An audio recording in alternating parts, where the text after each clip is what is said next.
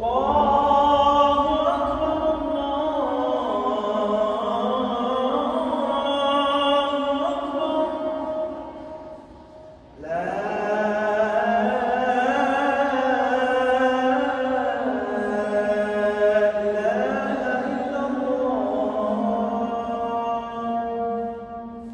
উদ্দেশ্য হচ্ছে মানে আজানের শব্দগুলো যত দূর পৌঁছানো, এটাই হচ্ছে আজানের উদ্দেশ্য।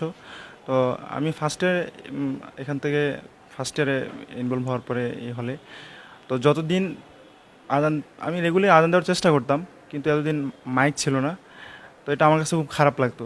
তো দীর্ঘদিন মাইক নেই, এতদিন পরে মাইক আসছে, তো আজান দিয়ে আমার কাছে ভালোই লাগছে। যমুনা রেফ্রিজারেটর, খাবার ফ্রেশ তো লাইফ জম্পেশ। একজন মুসলিম হিসেবে আমরা 5 ওয়াক্ত নামাজের সময় মসজিদে যাই, আজান শুনেই কিন্তু আমরা মসজিদে যাই। এবং যদিও এখন ঘড়ি আছে প্রত্যেকের হাতে, কিন্তু আজান হইলে আমাদের প্রত্যেকের মনে কিন্তু একটা তাড়না সৃষ্টি হয় যে এই আজান হচ্ছে, আল্লাহ আমাদেরকে ডাকতেছে। তো এখানে আশপাশে সব যে মসজিদে আজান হয়, কিন্তু ঢাকার মধ্যে মানে একটা বিশাল একটা এরিয়া, ঢাকা ইউনিভার্সিটি, এখানে পলাশী, আজিমপুর সব দিকে আজান হচ্ছে, কিন্তু এই জায়গায় আজান হচ্ছে না। তো এটা দীর্ঘদিন আমার কাছে খারাপ লাগতো। আমি রেগুলার যেহেতু আজান দিতাম, আমার কাছে খুবই খারাপ লাগতো।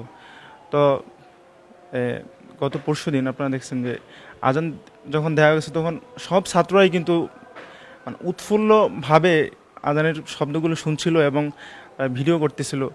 আমাদের হলের স্ট্রাকচারটাও কিন্তু মানে অন্যরকম। আপনারা জানেন ব্রিটিশ আমলে এই হল তৈরি হয়েছে। তো বিশেষ করে মুসলিম ছাত্রদের জন্যই কিন্তু এই হল তৈরি করা। এখানে বিশেষভাবে আমাদের হলের স্ট্রাকচার প্লাস আমাদের হলের মসজিদের স্ট্রাকচার, এখানে একটা মিনার আছে। মাইক ছিল, কিন্তু দীর্ঘদিন মাইক না থাকাটা আমাদের সবার মনে একটা প্রশ্ন মানে জায়গা করতো যে আমাদের মাইক নেই কেন, মিনার আছে কিন্তু মাইক নেই কেন। তো এতদিন পরে এটা জানা গেল যে এখানে কারো একটা শ্রেণী এখানে ঘুমের সমস্যা হচ্ছে বা প্রশাসনিক জটিলতা আছে।